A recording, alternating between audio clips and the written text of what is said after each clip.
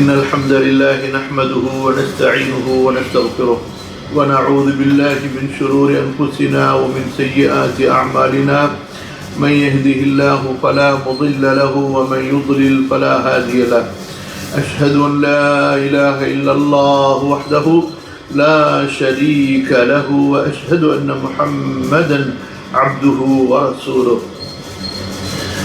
اللهم نسألك حبه واتباعه والأخذ بسنته والتمسك بهديه اللهم أحينا على سنة النبي صلى الله عليه وسلم وأمتنا على سنته ووفقنا لإحيائها لا حول ولا قوة إلا بالله اللهم اغفر لجميع المؤمنين والمؤمنات والمسلمين والمسلمات الأحياء منهم والأموات إنك مجيب الدعوات ربي زدني علما رب اشرح لي صدري ويسر لي أمري اللهم علمني دينك وفقهني في شريعتك اللهم علمني تأويل كتابك وفهمني سنة نبيك محمد صلى الله عليه وسلم اللهم علمني ما ينفعني وانفعني بما علمتني وزدني علما.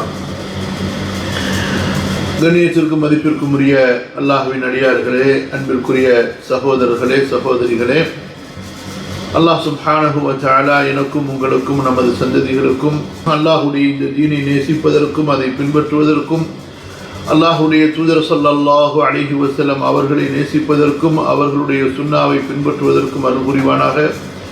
அவர்களுடைய சுன்னாவின்படி நம்மை வாழ வைப்பானாக. அதே சுன்னாவின் மீது நம்மை அல்லாஹ் தஆலா மரணிக்க வைப்பானாக.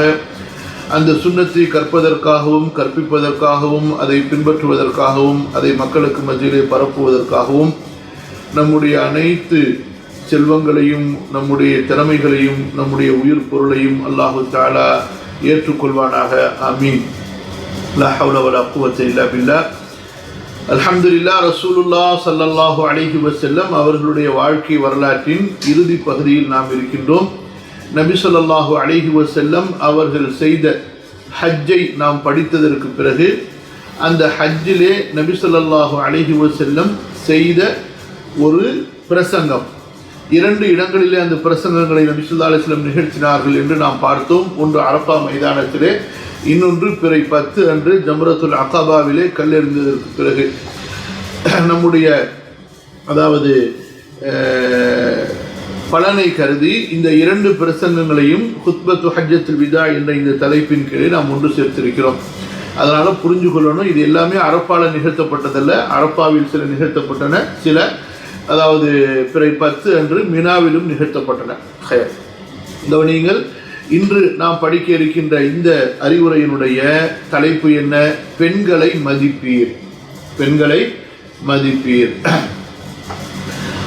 அல்லாஹ்வுடைய தூதர் ஸல்லல்லாஹு அலைஹி வஸல்லம் அவர்கள் நபியாக அனுப்பப்படுவதற்கு முன்பாக பெண்கள் எப்படி மதிக்கப்பட்டார்கள், அரபு உலகத்தில் எப்படி மதிக்கப்பட்டார்கள் என்று உங்களுக்கு தெரியும்.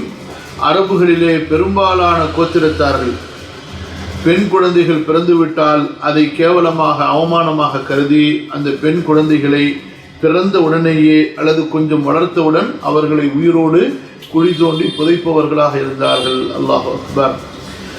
அடுத்ததாக பாரசீகர்களையும் அதுபோன்று ஐரோப்பியர்களையும் நஸ்ரானிகளுடைய சமுதாயத்தை எடுத்துக்கொண்டால் அவர்கள் பெண்களை வெறும் காமத்துக்காக மட்டுமே பயன்படுத்தக்கூடியவர்களாக இருந்தார்கள். மதங்கள் அடிப்படையில் எடுத்துக்கொண்டால் யூத மதத்திலும் சரி கிறிஸ்துவ மதத்திலும் சரி பெண்களுக்கான எந்த உரிமையும் அவர்களுக்கு இருக்கவில்லை. அவர்களுக்கு நீதிகள் மறுக்கப்பட்டன, சொத்துகளிலே உரிமைகள் மறுக்கப்பட்டன, சமூகங்களிலே அந்தஸ்துகள் அவர்களுக்கு மறுக்கப்பட்டன. அதாவது கால்நடைகள் பயன்படுத்தப்படுவது போன்று பெண்கள் ஆண்களுடைய இச்சைக்காக பயன்படுத்தப்பட்டார்கள். அதே நிலைதான் இன்றைய காலத்திலும் மேற்கத்தியர்களிடத்திலே நிலவி வருகிறது. ஆனால் அவர்கள் நாகரிக உலகம், நாகரிக காலம் என்று சொல்லக்கூடிய இன்றைய காலகட்டத்திலே அதற்கான அந்த வடிவங்களை மாற்றிக்கொண்டார்களே தவிர மற்றபடி பயன்பாடு என்பது அதே பயன்பாடு தான், நிலைமை என்பது அதே நிலைமைதான். ஆனால் அதை அவர்கள் வேறு விதமாக இப்பொழுது செய்கிறார்கள். அவ்வளவுதான். அதாவது ஒருத்தனை நிர்பந்தப்படுத்தி அடிமையாக்கல, ஆசை காட்டி அடிமையாக்கி வச்சிருக்கிறாங்க. அவ்வளோதான். மற்றபடி வேற நிலைமை ஒன்றும் மாறலை. அந்த நிலைமைக்கான பெயர்கள் வடிவங்கள் தான் மாறி இருக்கின்றன. அல்லாஹுடைய தூதர் ஸல்லல்லாஹு அலைஹி வஸல்லம் அவர்கள் கொண்டு வந்த இந்த மார்க்கத்தில், இந்த தீனுல் இஸ்லாமில் சுப்ஹானல்லாஹ், அல்லாஹு தஆலா பெண்களுக்கான கண்ணியம் கொடுக்கப்பட்டது, பெண்களுக்கான மரியாதை கொடுக்கப்பட்டது, பெண்களுக்கான உரிமைகள் கொடுக்கப்பட்டன, பெண்களுக்கான சமூக அந்தஸ்து அவர்களுக்கு அல்ஹம்துலில்லாஹ் முழுமையாக வழங்கப்பட்டது. இப்போ இந்த அறிவுரையில் ரசூலுல்லாஹி ஸல்லல்லாஹு அலைஹி வஸல்லம் அவர்கள் அல் குர்ஆனில் பெண்களை பற்றி என்னென்ன சொல்லப்பட்டிருக்கிறதோ, அதே போன்று தங்களுடைய 23 ஆண்டுகால தாவா பணியிலே பெண்கள் குறித்து என்னென்ன சீர்திருத்தங்களை அல்லாஹ்வுடைய தூதர் ஸல்லல்லாஹு அலைஹி வஸல்லம் செய்தார்களோ அவை அனைத்தையும் அல்ஹம்துலில்லாஹ் ரொம்ப சுருக்கமான ஒரு நிறைவான வாக்கியங்களை கொண்டு இந்த அறிவுரையிலே நபி ஸல்லல்லாஹு அலைஹி வஸல்லம் வழங்குகிறார்கள். என்ன சொல்கிறார்கள்? மக்களே கவனியுங்கள், பெண்கள் விஷயத்தில் அல்லாஹுவை அஞ்சிக் கொள்ளுங்கள். பெண்கள் விஷயத்தில் அல்லாஹுவை அஞ்சிக் கொள்ளுங்கள். இதுக்கு மேல ஒரு உபதேசமே இல்லை. இதற்கு மேல ஒரு உபதேசமே இல்லை. அடுத்து வரக்கூடிய உபதேசங்கள் எல்லாம் இந்த உபதேசத்திற்கு, இந்த வார்த்தைக்கான விளக்கம், கூடுதல் விளக்கம் என்று நம்ம சொல்லலாம். என்ன சொன்னார்கள்? இத்தகுல்லாஹ பின்னிசா, பெண்கள் விஷயத்தில் அல்லாஹுவை பயந்து கொள்ளுங்கள். அதாவது அவர்களின் உரிமைகளை பறிப்பதிலிருந்து பயந்து கொள்ளுங்கள். அவர்களுக்கு கொடுக்க வேண்டிய கண்ணியத்தை கொடுக்காமல் இருப்பதிலிருந்து நீங்கள் அல்லாஹுவை பயந்து கொள்ளுங்கள். அவர்களுடைய ஹக்குகள், அவர்களுடைய வாஜிபுகள், அவர்களுடைய மான மரியாதைகளை காப்பாற்றுவது, இவற்றிலே நீங்கள் அல்லாஹுவை பயந்து கொள்ளுங்கள். பொதுவாக சமுதாயத்தில் சில, அதாவது இன்றைய காலகட்டத்திலையும் பெருசாக பேசுவாங்க பெண்ணுரிமை அது இதுன்னு சொல்லிட்டு. ஆனால் யதார்த்த காலம், யதார்த்த நிகழ்வு என்று வந்துவிட்டால் பெண்களின் மீது அவதூறு சொல்வதிலே பெண்களும் உட்பட, யார் உட்பட? பெண்கள் சமுதாயமும் உட்பட, ஆண்களை சொல்லவே தேவையில்லை, பெண்களே பெண்கள் மீது அதாவது அவதூறு சொல்வதும், அவர்களுடைய மான மரியாதைகளை அதாவது கப்பலேற்றுவதுன்னு சொல்லுவாங்களா இல்லையா, அந்த மாதிரி மானத்தை நம்ம என்ன சொல்லுவோம், மரியாதையை தண்டவாளத்தில் ஏற்றிறன்னு சொல்லுவாங்கல்ல, அந்த மாதிரி இன்று இருக்கக்கூடிய இந்த நிலையில இஸ்லாம் எந்த அளவுக்கு பெண்களுடைய மான மரியாதையை காப்பாற்றியது, அல்லாஹ்வுடைய தூதர் ஸல்லல்லாஹு அலைஹி வஸல்லம் இந்த வாக்கு, ஒருவன் ஒரு பெண்ணை பார்த்து விபச்சாரியே, நடத்தை கெட்டவளே, இவள் தவறான ஒரு நடத்தை உள்ளவள் என்று சொல்லிவிட்டால் அதற்கு கண்கூடாக அந்த செயலோடு அந்த பெண்ணை பார்த்த 4 சாட்சிகள் இல்லை என்றால் 80 கசையடிகள் அவனுடைய முதுகிலே பப்ளிக்காக வைத்து கொடுக்கப்படும். பிறகு அவனுடைய எந்த சாட்சியமும் ஏற்றுக்கொள்ளப்படாது. சுப்ஹானல்லாஹ், எவ்வளவு அதாவது ஒரு பெண்ணுடைய மரியாதையை, அந்தஸ்தை இஸ்லாம் இங்கே பாதுகாத்திருக்கிறது. இது ஒரு உதாரணம். ரசூல் ஸல்லல்லாஹு அலைஹி வஸல்லம் பெண்களின் விஷயத்தில் அல்லாஹ்வை பயந்து கொள்ளுங்கள், தக்வா, அதாவது எந்த ஒரு தக்வா தொழுகைக்கு தேவையோ, எந்த ஒரு தக்வா ஹஜ் உம்ராவுக்கு ஜகாத்துக்கு தேவையோ, அதே தக்வாவுடைய வாசகத்தை தான் ரசூலுல்லாஹ் ஸல்லல்லாஹு அலைஹி வஸல்லம் இங்கே பயன்படுத்துகிறார்கள் பெண்கள் விஷயத்தில். அப்போ ஒரு மனிதன் அவனுடைய தக்வா, இறையச்சம், அதனுடைய வெளிப்பாடு தொழுகையில் இருந்தால் போதாது, நோன்பில் இருந்தால் போதாது, தஹஜ்ஜத் தொழுகையில் இருந்தால் போதாது, அல்லது நாள் கணக்காக மணிக்கணக்காக உட்கார்ந்து கொண்டு திக்ர் தஸ்பீஹ் செய்தால் போதாது. பெண்கள் விஷயத்தில் எப்படி மான மரியாதையோடு கண்ணியமாக நடந்து கொள்ள வேண்டுமோ அப்படி நடந்து கொள்வதன் மூலமாகத்தான் ஒரு மனிதனுடைய தக்வா, இறையச்சம் பரிபூரணமாகிறது. இறையச்சம் ஒரு மனிதனுடைய அந்த உள்ளத்திற்குள் உறுதியாகிறது என்பதை அல்லாஹ்வுடைய தூதர் ஸல்லல்லாஹு அலைஹி வஸல்லம் இங்கே நமக்கு தெளிவுபடுத்தினார்கள். பெண்கள் விஷயத்தில் அல்லாஹ்வை பயந்து கொள்ளுங்கள், பெண்கள் விஷயத்தில் அல்லாஹ்வை பயந்து கொள்ளுங்கள். அப்ப இத்தகுல்லாஹ பின்னிசா, முதலாவது என்ன செய்யணும்? அந்த பெண்களுக்கான கல்வி கொடுக்கப்பட வேண்டும். சமூகத்தில் பெண்களுக்கான கல்வி கொடுக்கப்பட வேண்டும். இது முந்தைய சமுதாயத்திலே மறுக்கப்பட்டிருந்தது. கல்வி என்பதும் வேத புத்தகங்களை படிப்பதும் பெண்களுக்கு மறுக்கப்பட்டிருந்தது. இஸ்லாம் பெண்களுக்கு கல்வியை கொடுத்தது. அல்லாஹ்வுடைய தூதர் ஸல்லல்லாஹு அலைஹி வஸல்லம் அவர்களிடத்தில் பெண்கள் வருவாங்க, ஆண்களுடைய சபையில் பின்னாடி உட்கார்ந்துருப்பாங்க, நிறைய சந்தேகங்களை கேட்பாங்க. ஆனால் சில நேரங்களில் நிறைய விஷயங்கள் தவறி போய்விடும். அப்ப பெண்களுடைய சமுதாயம் ரசூல் ஸல்லல்லாஹு அலைஹி வஸல்லம் அவர்களிடத்தில் வந்தார்கள். அல்லாஹ்வுடைய தூதரே, கலபனர் ரிஜால், நாங்க சபையில உட்காரும் பொழுது ஆண்கள் அதிகமா முன்னாடி உட்கார்ந்துடுறாங்க, எங்களால் உங்களிடத்துல நிறைய விஷயங்களை கேட்க முடியல, நிறைய விஷயங்கள் நீங்கள் பேசுவது எங்களுக்கு தவறி விடுகிறது.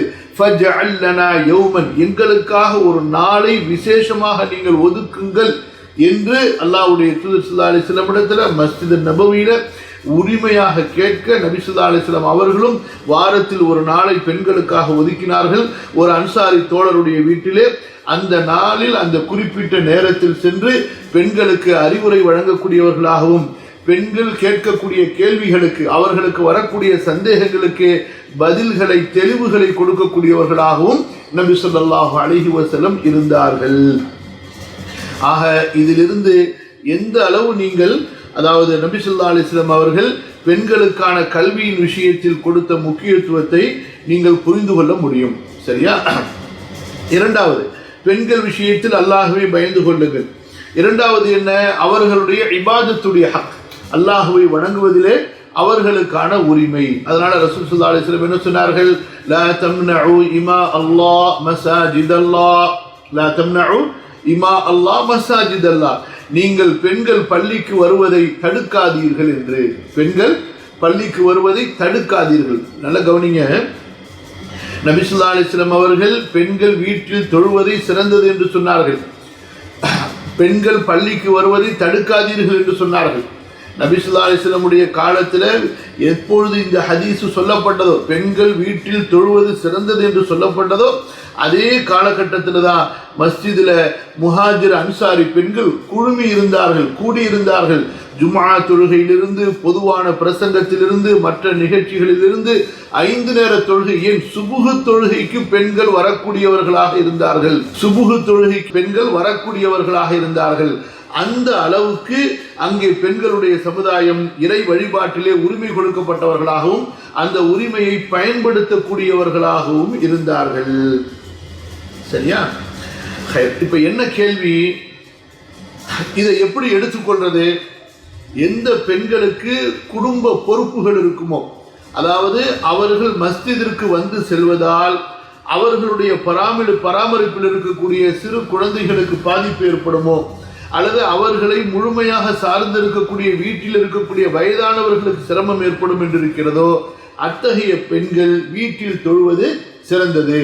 மற்றபடி மஸ்ஜிதிற்கு வருவதால் பயான்கள் கேட்க முடியும், வகுப்புகளிலே கலந்து கொள்ள முடியும், தொழுகையிலே கலந்து கொண்டு ஈமானை புதுப்பித்துக் கொள்ள முடியும் என்று இருக்குமேயானால் அத்தகைய பெண்கள் மஸ்ஜிதிற்கு வருவது சிறந்தது. அந்த அடிப்படையில தான் அன்சாரி பெண்கள், முஹாஜிர் பெண்கள் எப்பொழுதுமே மஸ்ஜிதிலே கலந்து கொள்ளக்கூடியவர்களாக, தொழுகைகளிலே கலந்து கொள்ளக்கூடியவர்களாக இருந்தார்கள். இன்று நம்முடைய முஸ்லிமான பெண்களை பொறுத்த வரைக்கும் மஸ்ஜிதிற்கு வருவது மிக குறைந்து விட்டது, சில வெளிநாடுகளிலேயே தவிர. அதுவும் சுபுகு தொழுகைக்கு பெண்கள் வர்றது முற்றிலுமாக இல்லை என்று சொல்லலாம்.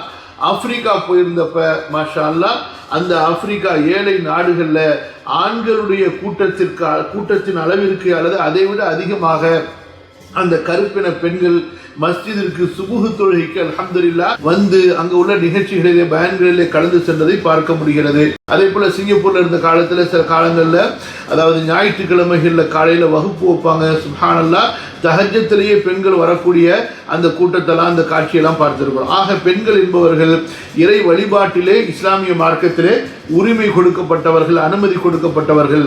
அது விஷயத்தில் அல்லாஹ்வை ஆண்கள் குறிப்பாக பயந்து கொள்ள வேண்டும். அவர்கள் மஸ்ஜிதுக்கு செல்றதை தடுக்கக்கூடாது. அப்ப கல்வியினுடைய விஷயம், இபாதத்தினுடைய விஷயம், அது போக சமூக பணிகளிலே அந்த பெண்கள் அவர்களுடைய தகுதிகளுக்கு ஏற்ப பங்களிப்பு செய்வது.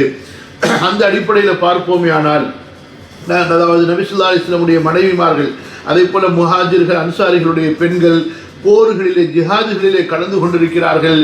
ஜிஹாதிலே ஷஹீதான ஆண்களை அவர்கள் பிடித்து கூடாரங்களுக்கு எடுத்து வந்திருக்கிறார்கள். அங்கே காயப்பட்டவர்களை அவர்கள் தூக்கி கொண்டு வந்து கூடாரங்களிலே வைத்து அவர்களுக்கு மருந்திட்டு இருக்கிறார்கள், சிகிச்சை செய்திருக்கிறார்கள். அங்கே போர்க்களத்தில் இருப்பவர்களுக்கு தண்ணீர் கொடுத்திருக்கிறார்கள், அவர்களுக்கு சமைத்து கொடுத்திருக்கிறார்கள். இப்படியாக சமூக பணிகளிலும் நம்முடைய முஹாஜிர் அன்சாரி பெண்கள், சஹாபிய பெண்மணிகள் முழுமையாக பங்களிப்பு செய்திருக்கிறார்கள். இது விஷயத்திலும் அல்லாஹ்வை பயந்து கொள்வது. அதாவது நம்முடைய குடும்ப பெண்களுக்கு சமூகத்திலே அவர்களுடைய கல்வியை கொண்டு அவர்களுடைய திறமையை கொண்டு பங்களிப்பு செய்து அதன் மூலமாக ஒரு ஆக்கப்பூர்வமான ஒரு சாதனையை அவர்கள் நிகழ்த்த முடியும் என்றால் அவர்களுடைய பெண்மையை பாதுகாப்பதோடு இஸ்லாமிய ஹிஜாபை இஸ்லாமிய ஒழுக்கத்தை அவர்களுடைய வெட்க நாணயத்தை பாதுகாப்பதோடு அவர்களால் சமூகத்திற்கு மார்க்கத்திற்கு பங்களிப்பு செய்ய முடியும் என்று சொன்னால் அதிலும் நாம் அல்லாஹ்வை பயந்து கொள்ள வேண்டும். அவர்களை நாம் தடுக்கக்கூடாது. அதுபோன்று அவர்களுக்கு மார்க்க ரீதியில் அவர்கள் விரும்பிய மணமகனை தேர்ந்தெடுப்பதிலும் அவர்களுடைய உரிமைகளை நாம் தடுக்கக்கூடாது.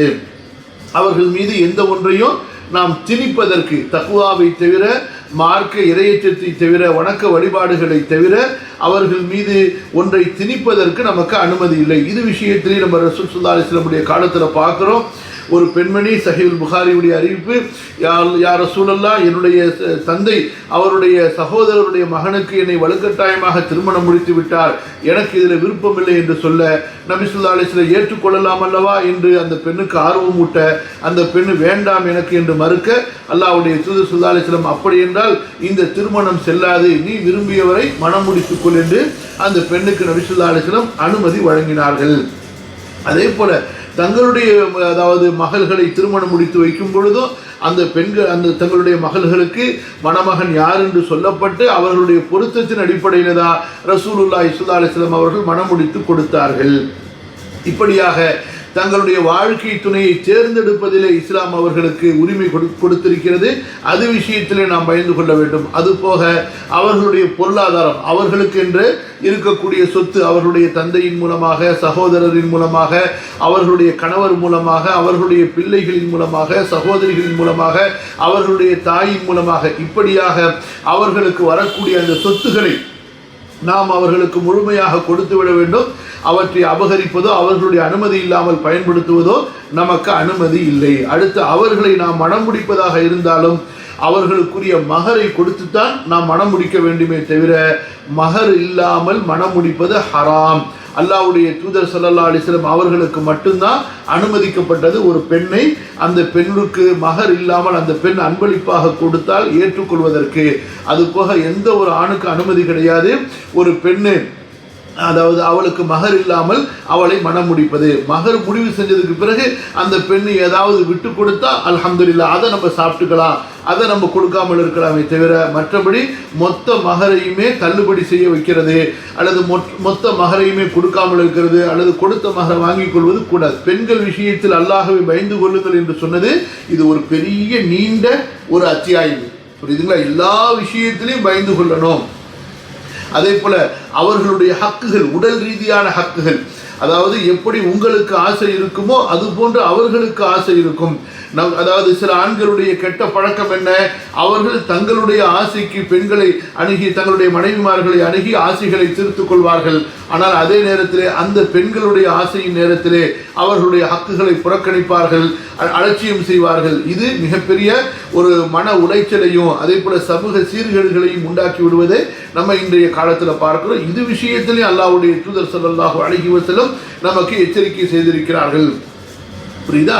அதே போல அந்த பெண்களுடைய மறுமணத்தின் விஷயத்தில்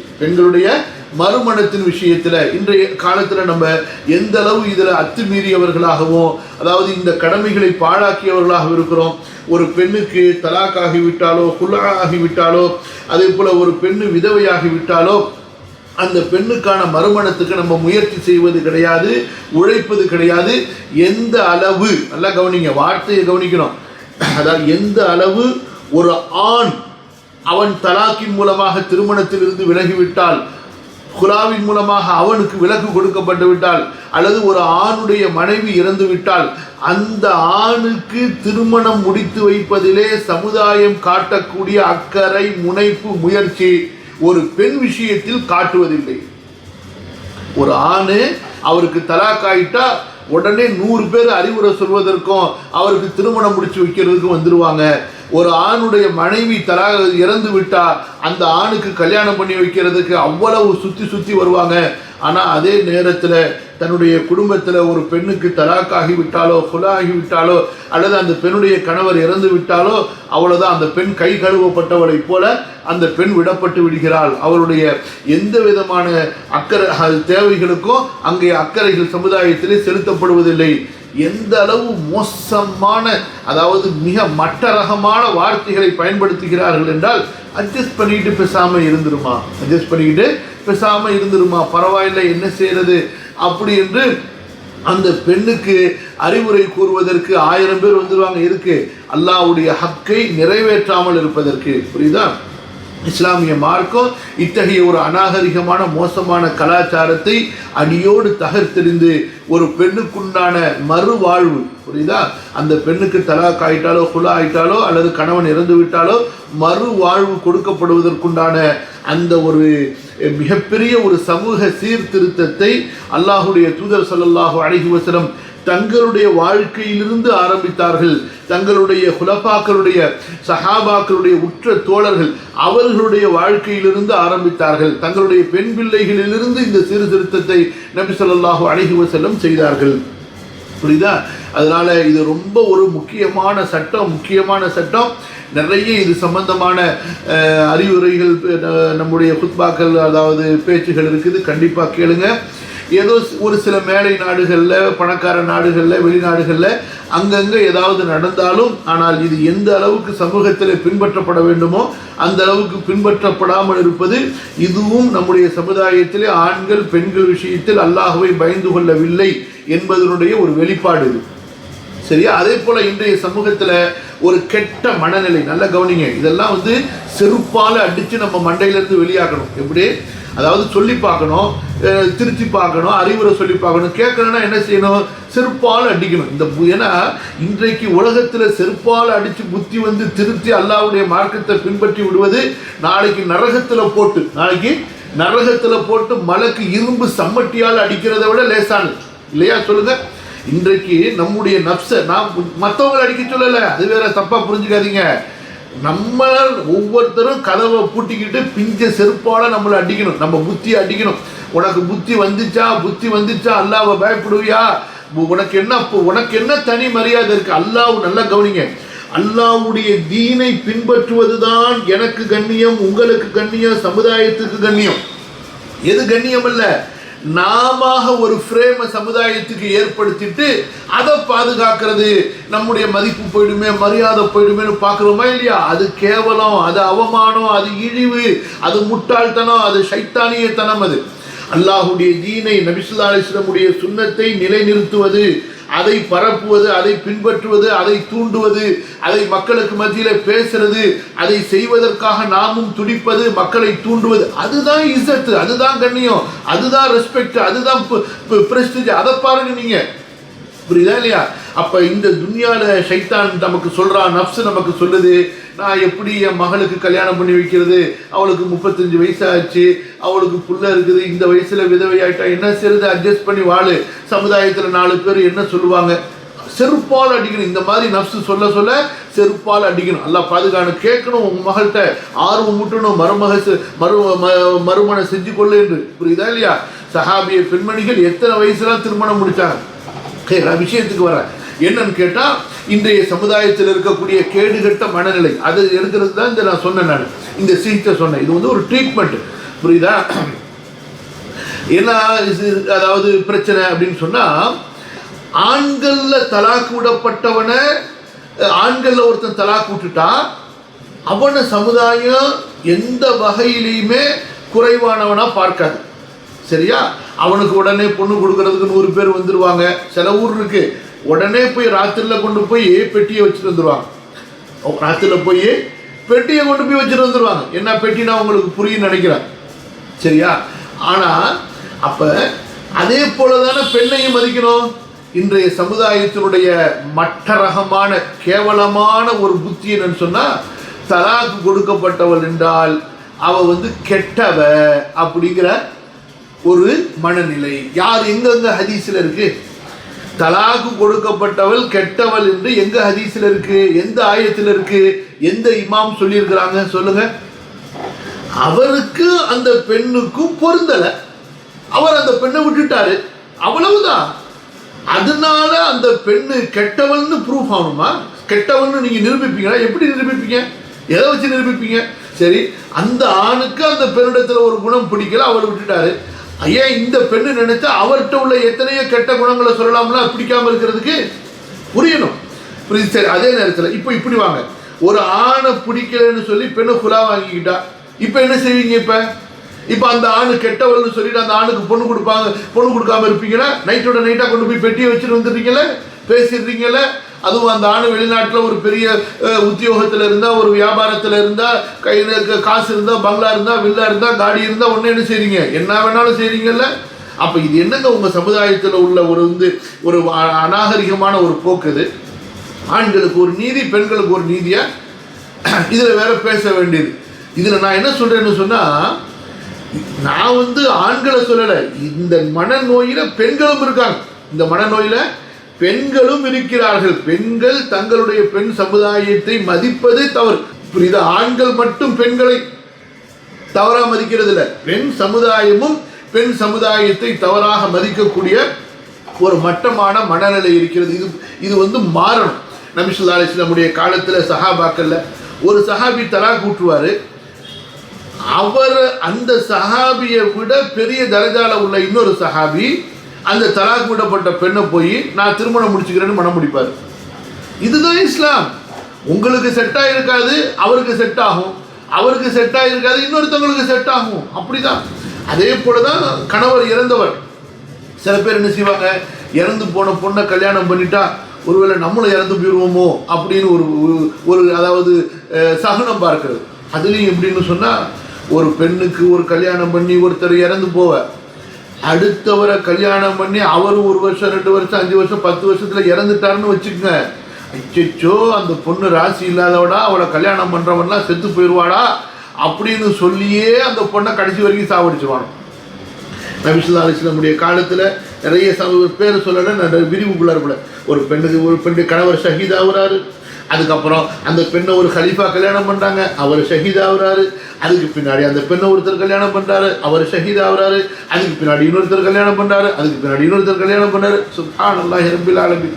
அப்போ விதியின் மீது நம்ம நம்பிக்கை கொள்கிறோம் என்று சொல்றதெல்லாம் பொய்யுங்க, அதெல்லாம் உண்மை கிடையாது. நம்ம ப்ராக்டிக்கலாக வரும்போது தான் தெரியும் உள்ளத்தில் ஈமான் இருக்கா இல்லையாங்கிறது. ப்ராக்டிக்கலாக வரும்போது தெரியும். வாயில் ஒன்று இருக்குது, கல்புல ஒன்று இருக்குது. கல்பு ஏற்றுக்கொள்ளலாமா வேணாமான்னு தடுமாற்றத்தில் இருக்குது. நம்ம கல்பு எப்படி இருக்குதுன்னு சொன்னால், தீனு உண்மைதான், அல்லாஹ் சொல்கிறது உண்மைதான், ஹதீஸில் உள்ளது உண்மைதான். அப்படி அதான் நேற்று படித்தேன், ஒருத்தர் மாலிக் இப்னு நபின்னு சொல்லிட்டு ஒருத்தர், அவரை பார்த்தா அவ்வளோ பெரிய ஆழத்தில். ஆனால் அவர் ஒரு வார்த்தை சொல்றாரு பாருங்க, முஸ்லீம்கள்கிட்ட அக்கீதா இருக்குது, ஆனால் அந்த அக்கீதாவுடைய செயல்பாடு வெளிப்படலைன்னு சொல்லிட்டு. முஸ்லீம்களிடத்தில் யாரும் அக்கீதாவெல்லாம் விடலை, அக்கீதா மேலே அவங்களுக்கு ஈமான் இருக்கு. இன்ன அகீதத்தல் முஃமின் கத் ஃபகதத் ஃபஇலியதஹா. என்ன சொல்றாருன்னா, முஸ்லிம்கள்ட்ட அக்கீதா இருக்கு, ஆனா அந்த அக்கீதாவுடைய செயல் திறமை ஃபஇலியத், அது இப்போ அந்த அக்கீதா தன்னுடைய செயல் திறமை இழந்து விட்டதுன்னு சொல்லியிருக்கு. எப்படி சஹாபாக்களிடத்தில் அக்கீதா இருக்கவும் செஞ்சிச்சு, அதனுடைய செயல் திறமை இருந்துச்சு. இப்போ நம்மள்கிட்ட கூட்டம் கூட்டமாக, நாடு நாடாக, சொத்து சொத்தா, படபடையா எல்லாம் இருக்குது, ஆனால் ஃபஇலியத் இருக்கிறதா, செயல்திறன் இருக்கிறதா இல்லை. அதான் நம்ம நிலமா. எல்லாம் பாதுகாக்கணும், எல்லாம் பாதுகாக்க வேண்டும்.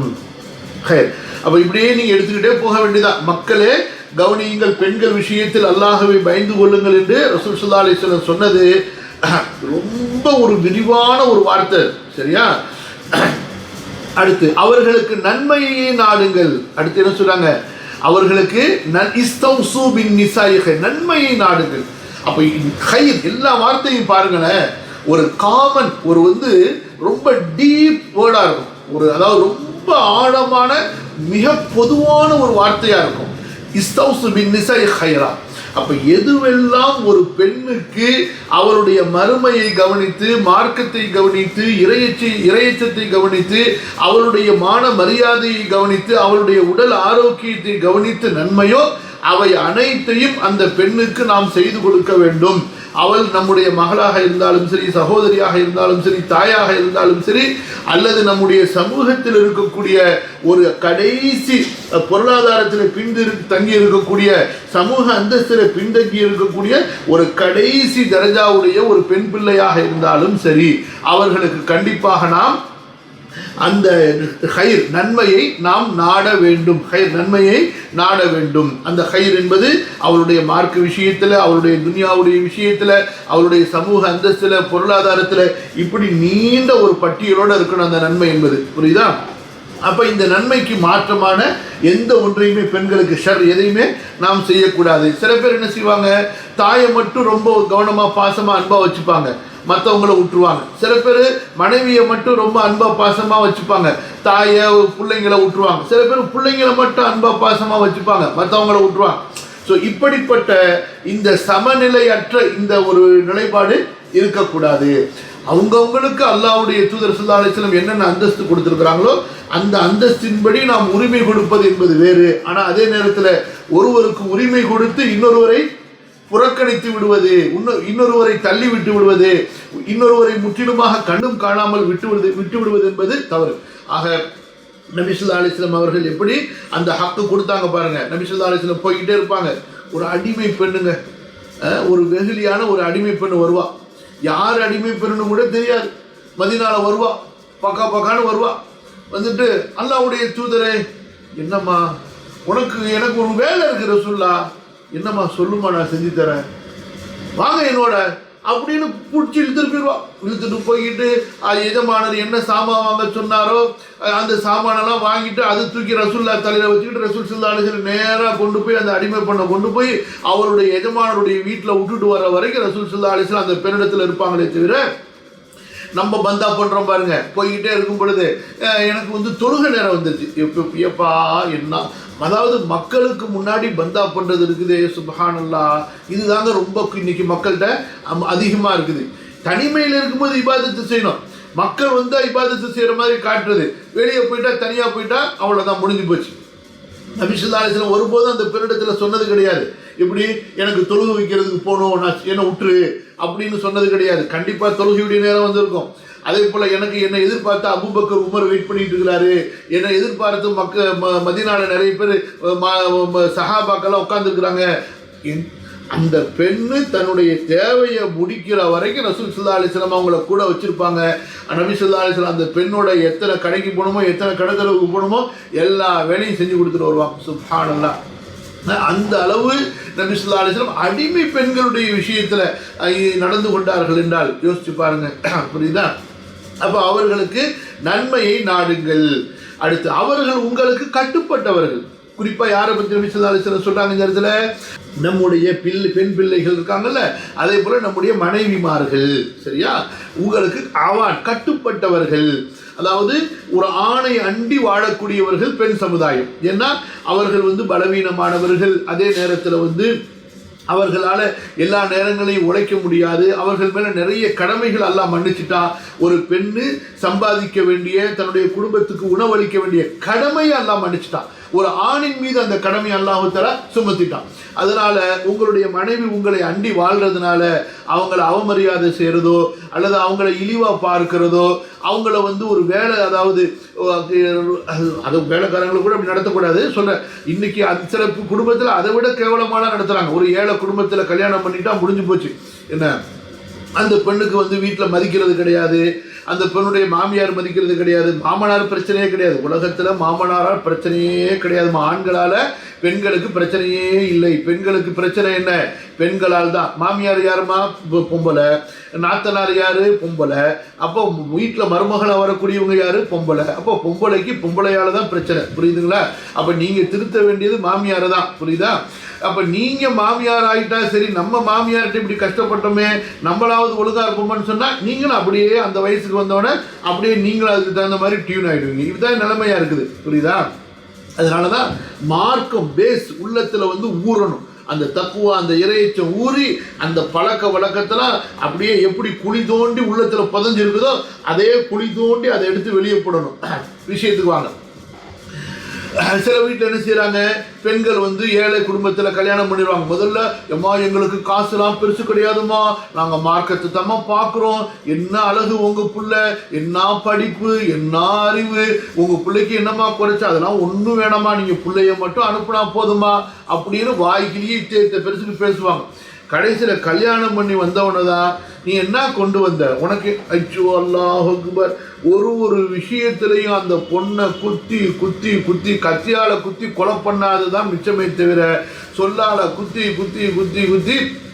அதுவும் அந்த பெண்ணு வந்ததுக்கு பிறகு ஏதாவது வீட்டில் ஏதாவது ஒரு மௌத்தோ அல்லது ஏதாவது ஒரு வியாபாரத்தில் ஒரு என்ன சொல்லுவாங்க நொடிச்சல, ஏதாவது வியாபாரம் நொடிஞ்சு போச்சுன்னு சொல்லுவாங்கள்ல, அந்த மாதிரி ஏதாவது கொஞ்சம் நடந்துருந்துச்சுன்னா முடிஞ்சு போச்சு, அவ்வளோதான். இவ தரித்திரியக்காரி, இவ வந்ததுலேருந்து ஒன்றுமே உருப்படலை, இவனால் எதுவுமே விளங்கலை, இவன் வீட்டுக்கு வந்ததுலேருந்து வீட்டில் பறக்கத்தில்லை. ஆனால் முசீபத்து பிடிச்சவங்களா வீட்டில் எவனுமே தொழுவுறதில்லை, அதெல்லாம் பறக்கத்தில்லைன்னு தெரியறதில்லை, குரான் ஓதுறதில்லை, திக்ரு செய்கிறது கிடையாது, இபாதத்து கிடையாது, வீட்டுக்குள்ளார வந்தால் பிஸ்மில்லா சொல்லி வர்றது கிடையாது, வீட்டுக்குள்ளார வரும்போது அஸ்ஸலாமு அலைக்கும் வரஹ்மத்துல்லாஹி வபரகாத்துஹு சொல்கிறது கிடையாது, வீட்டுக்கு விட்டு வெளியே போகும்போது அஸ்ஸலாமு அலைக்கும் வரஹ்மத்துல்லாஹி வபரகாத்துஹு சொல்கிறது இல்லை. எப்படிடா உங்கள் வீட்டுக்கு பறக்கத்து வரும்? நீ உங்கள் அம்மாவை பார்த்தா, உங்கள் அத்தாவை பார்த்தா, உன் பிள்ளைய பார்த்தா, உன் மனைவியை பார்த்தா சலாம் சொல்கிறது கிடையாது, வீட்டுக்குள்ளார வரும்பொழுது அல்லாஹ்விடத்தில் ஷைத்தானிடமிருந்து பாதுகாவல் தேடுறது கிடையாது. இதெல்லாம் நீ செய்யாமல் இருந்துக்கிட்டு இவன் வந்ததுலேருந்து வீட்டில் பறக்கத்துல அட, உன் வீட்டில் பறக்கத்து முன்னாடியிலேருந்து இல்லாமல் இருக்குது. புரியுதா? சரி, விஷயத்துக்கு வாங்க. அப்போ ரசூல் ஸல்லல்லாஹு அலைஹி வஸல்லம் என்ன சொன்னாங்க, அவர்கள் உங்களுக்கு கட்டுப்பட்டவர்களை தவிர நீங்கள் அவர்களை கொத்தடிமைகளாக ஆக்க முடியாது. அல்லாஹுடைய அமானிதமாக அவர்களை நீங்கள் பெற்றுள்ளீர்கள். எப்படி உங்கள் மனைவியர் மீது உங்களுக்கு உரிமைகள் இருக்கின்றனவோ அதே போல உங்கள் மனைவியருக்கும் உங்கள் மீது உரிமைகள் இருக்கின்றன. அப்போ நீங்கள் மட்டும் ரைட்ஸ் கேட்க முடியாது, அவங்களுக்கு ரைட்ஸ் இருக்கு, அந்த ரைட்ஸை நீங்கள் கொடுக்கணும். புரியுதா? அது என்னென்ன அவர்களுக்குரிய கடமை என்னவென்றால், நீங்கள் எவரை விரும்ப மாட்டீர்களோ அவரை உங்கள் வீட்டுக்குள் நீங்கள் அனுமதிக்க கூடாது. அதாவது அந்நிய ஆண்களை, இரத்த உறவுகள், அண்ணன் தம்பி, அதே போல தாய் மாமா சச்சா, அந்த மாதிரி இரத்த உறவுகள் நோ ப்ராப்ளம். அந்த இரத்த உறவுகள் அல்லாத ஆண்கள் கண்டிப்பா ஒரு ஆணுக்கு பிடிக்காது தன்னுடைய மனைவி அவர்களோட பழகிறது. அதனால அவர்களை வீட்டுக்குள்ளார ஆண் இல்லாத நேரத்தில், கணவர் இல்லாத நேரத்தில் அனுமதிக்க கூடாது. வீட்டுக்கு வெளியில் வச்சு திரைக்கு பின்னாடி இருந்து பேசி அனுப்பிடணும். அவரை உங்களது வீட்டுக்குள் அவர்கள் அனுமதிக்காமல் இருக்க வேண்டும். இன்னும் மானக்கேடான செயலை செய்யாமல் இருக்க வேண்டும். குறிப்பாக விபச்சாரம், புரியுதுங்களா? அது வந்து அந்த மானக்கேடான செயலுடைய உச்சக்கட்டம், அது கடைசி, புரியுதுங்களா? அது அவ்வளோதான், முடிஞ்சு போச்சு. அடுத்தது என்ன? அதுக்கு முன்னாடி என்ன? தனிமையில் பேசுறது, ஃபோனில் பேசுறது, உட்காந்து பேசுறது, அவங்க இது எல்லாமே அதுக்கு முன்னாடி உள்ள எந்த வகையாக இருக்கட்டும் அது எல்லாமே செய்யக்கூடாத ஒன்று. அவரை உங்களது வீட்டுக்குள் அவர்கள் அனுமதிக்காமல் இருக்கட்டும். இன்னும் மானக்கேடான செயலை செய்யாமல் இருக்கட்டும். அவர்கள் உங்களுக்கு குற்றம் புரிந்தால், அது என்ன குற்றம்? இந்த மாதிரி அந்நியானிடத்தில் பேசுகிறாங்க, அந்நியானிடத்தில் பழகுறாங்க, விபச்சாரம் அல்ல, அதுக்கு முன்னாடி உள்ள அந்த சின்ன சின்ன செயல்கள், புரியுதா? அவர்கள் அந்த குற்றங்களை புரிந்தால் அவர்களை தண்டிக்கிற உரிமையும் உங்களுக்கு உண்டு. புரியுதா?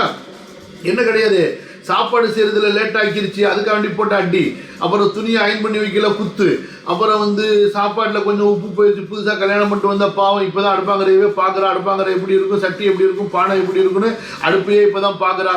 கொஞ்சம் உப்பு தூக்கி போட்டுட்டா அல்லது கொஞ்சம் ஏதோ காரத்தை தூக்கி போட்டா குத்து அடி திட்டு ஏசு, இதெல்லாம் என்னையா வாழ்க்கை? அல்லாஹ் தான் பாதுகாக்கணும். புரியுதா? என்ன சொன்னாங்க நபி ஸல்லல்லாஹு அலைஹி வஸல்லம், அவர்கள் குற்றம் செய்தால், அது சிறு குற்றங்கள், முதல்ல என்ன செய்யணும்? அவர்களை அவர்கள் உங்களுக்கு குற்றம் புரிந்தால் அவர்களை தண்டிக்கிற உரிமை உங்களுக்கு உண்டு. எப்படி தண்டிக்கிறது? அதாவது முதல்ல அவர்களை படுக்கையிலிருந்து ஒதுக்குங்கள். இதுல தெரிஞ்சுக்கிட்டாங்கன்னா அல்ஹம்துலில்லாஹ். இல்லையா, காயப்படுத்தாமல், தர்பன் கைர முபர்ரிஹ், அடிச்சா தழும்பு வரக்கூடாது. புரியுதுங்களா? அந்த இடத்துல அடையாளம் படக்கூடாது, அந்த அளவுக்கு தான் அடிக்க சொல்லியிருக்கிறாங்க நபி ஸல்லல்லாஹு அலைஹி வஸல்லம். உங்கள் பெல்ட்டை கட்டிட்டு அடிக்கிறது, ஷூவால் உதைக்கிறது, ஏறி மிதிக்கிறது, குத்துறது, பாக்ஸிங் குத்துறது, கராத்தே, ஜூடோ, அதெல்லாம் செய்யக்கூடாது. அல்லாஹ் பாதுகாக்கணும். புரியுதுங்களா? என்ன செய்யணும்? மிஸ்வாக் அளவுக்கு குச்சை வச்சுக்கிட்டு என்னம்மா அப்படி செய்கிற அப்படின்னு ஒரு அவ்வளோதான், முடிஞ்சு போச்சு. புரியுதா? அது 2-3 தடவை, ஒரு தடவை 2 தடவை. நான் சொல்லுவாங்களே தமிழ்நாட்டில் பழமொழி, நல்ல மாட்டுக்கு ஒரு சுடர். உண்மையிலேயே ஒரு இரையச்சமுள்ள, ஒரு ஒழுக்கமுள்ள, வெக்கமுள்ள, நாணமுள்ள ஒரு பொம்பளையா இருந்தா அதுவே போதுமானது. புரியுதுங்களா? இல்லைன்னா அடுத்து என்ன? அவர்கள் தவறிலிருந்து விலகி கொண்டால் அவர்களுக்கு ஒழுங்கான முறையில் உணவும் உடையும் வழங்குங்கள், அவர்களுக்கு நன்மையே நாடுங்கள். அவர்கள் உங்களிடம் உங்களின் உதவியாளர்களாகவும் உங்களை சார்ந்தவர்களாகவும் இருக்கிறார்கள். நீங்கள் அவர்களிடமிருந்து அதை தவிர ஆகுமான முறையில் சுகம் அனுபவிப்பதை தவிர வேறொன்றையும் உரிமையாக்கி கொள்ள மாட்டீர்கள். அப்போ ஒரு பெண் மூலமாக கணவனுக்குள்ள உரிமை என்ன? அந்த பெண்ணிடத்துல ஹலாலான இன்பத்தை பெறுவது. அது போக நீ சம்பாதிக்கிறதெல்லாம் என் அக்கௌண்ட்ல போட்டுடணும், உங்க அத்தா வீட்டுல இருந்து உனக்கு கிடைச்ச சொத்தை என் பேர்ல எழுதி வச்சிடணும், உங்க அத்தாவின் இறந்ததுக்கு பிறகு கிடைச்ச சொத்தை எனக்கு கொடுத்துடணும். இந்த வேலையெல்லாம் நீங்க வச்சுக்க முடியாதுங்க. புரியுதா? அது அவங்க பேர்ல இருக்கும். அவங்க இறந்துட்டா அவங்களுக்கு புள்ள இருந்தா 4ல் 1, புள்ள இல்லைன்னா பாதி கிடைக்கும். மற்றபடி அவங்களுக்கு புள்ள இருந்தா புள்ளைக்கு போகும், அவங்க அத்தா அம்மாவுக்கு போகும், அல்லது அவங்களுடைய அண்ணன் தம்பி அந்த மாதிரி போகுமே தவிர மொத்த சொத்தையும் நீ ஆட்டையை போட முடியாது. ஆட்டையை போட்டால் நரகம் தான் உனக்கு, பார்த்துக்க. சரிங்களா? அவர்கள் உங்களிடம் உங்களின் உதவியாளர்களாகவும் உங்களை சார்ந்தவர்களாகவும் இருக்கிறார்கள்.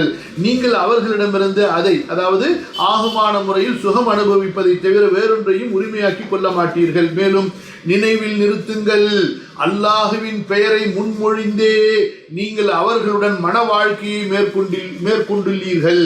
நீங்க கல்யாணம் முடிக்கும் பொழுது அல்லாஹ்வுடைய பெயரை சொல்லி கலிமத்தில்லா வஸ்தஹலத்தும் ஃபுரூஜஹுன்ன பிகலிமத்தில்லா, அந்த அல்லாஹ்வுடைய பேரை சொல்லி நீங்க ஒப்பந்தம் செஞ்சிருக்கிறீங்க. அவர்களை உங்களுக்கு ஆகுமானவர்களாக ஆக்கி இருக்கிறீங்க. அதனால சுப்ஹானல்லாஹ், ரொம்ப அச்சத்தோட பயத்தோட நீங்கள் நடந்து கொள்ள வேண்டும். எப்படி அல்லாஹு அக்பர்னு தக்பீர் சொல்லி தொழுகையை ஆரம்பிச்சதுக்கு பிறகு அந்த தொழுகையில நீங்க எப்படி உள்ளச்சத்தோட பயத்தோட இருக்கணுமோ அந்த தொழுகையை பாழாக்கிடக்கூடாதுன்னு, அதே போலதான் அல்லாஹ்வுடைய பெயரை சொல்லி மேற்கொண்ட திருமண வாழ்க்கையில நீங்கள் அவர்கள் மீது எல்லை மீறாமல், அநியாயம் செய்யாமல், குற்றம் செய்யாமல், அல்லாஹ் அவர்களுக்கு கொடுத்த ஹக்குகளை பாழாக்காமல் இருக்க வேண்டும். புரியுதா? ரசூலுல்லாஹ் ஸல்லல்லாஹு அலைஹி வஸல்லம் தங்களுடைய குத்பால ஹஜ்ஜத்துல் விதால இவ்வளவு, அதாவது பணிகளிலிருந்தும் வேலைகளிலிருந்தும் இறையச்சத்தினுடைய ஆன்மீக சிந்தனையினுடைய உச்சத்தில் இருந்தும் அந்த இஹ்ராமுடைய நிலையிலேயும் அல்லாஹ்வுடைய தூதர் ஸல்லல்லாஹு அலைஹி வஸல்லம் தல்பியா, தக்பீர், ஷஹாதா, தஹ்லீல் கூறிய நிலையில கூட சஹாபாக்களுக்கு உபதேசம் செய்யும் போது பெண்களுக்கு தேவையான உபதேசத்தை விசேஷமாக செய்தார்கள் என்றால், அல்லாஹ்வுடைய தூதர் ஸல்லல்லாஹு அலைஹி வஸல்லம் அவர்கள் இந்த பெண்கள் சமுதாயத்திற்கு இஸ்லாமிய மார்க்கத்தில் எந்த அளவு உரிமை கொடுத்தார்கள், மரியாதை கொடுத்தார்கள், அவர்களுடைய கண்ணியத்திற்காக அவர்களுடைய சீரான சமமான, அதாவது சுமூகமான, அன்பான, பண்பான, ஒரு கண்ணியமான, ஒரு பெரிய ஒரு சீர்திருத்தமான வாழ்க்கை அவர்களுக்கு கிடைப்பதற்கு எந்த அளவு நபி ஸல்லல்லாஹு அலைஹி வஸல்லம் கவனம் செலுத்தினார்கள், முக்கியத்துவம் கொடுத்தார்கள் என்பதை நம்ம இந்த ஒரு அறிவுரைக்கு நபி ஸல்லல்லாஹு அலைஹி வஸல்லம் கொடுத்த அந்த அக்கறையிலிருந்து புரிந்து கொள்ளலாம். அல்லாஹ் சுப்ஹானஹு வ தஆலா நபி ஸல்லல்லாஹு அலைஹி வஸல்லம் அவர்களுடைய இந்த உபதேசத்தை நாம் பின்பற்றுவதற்கும் பிற மக்களுக்கு பரப்புவதற்கும் நம்முடைய சமுதாயத்தில் எடுத்து நடப்பதற்கும் அல்லாஹ் தஆலா அருள் புரிவானாக. ஜஸாக்குமுல்லாஹு கைரன் வ பாரக்கல்லாஹு ஃபீக்கும். இன்ஷா அல்லாஹ் அனுமதி கொடுத்தா அடுத்த வாரம் சந்திப்போம். சுப்ஹானக அல்லாஹும்ம பிஹம்திக அஷ்ஹது அன் லா இலாஹா இல்லா அன்த அஸ்தக்ஃபிருக வ அத்தூபு இலைக். அஸ்ஸலாமு அலைக்கும் வ ரஹ்மத்துல்லாஹி வ பரகாத்துஹு.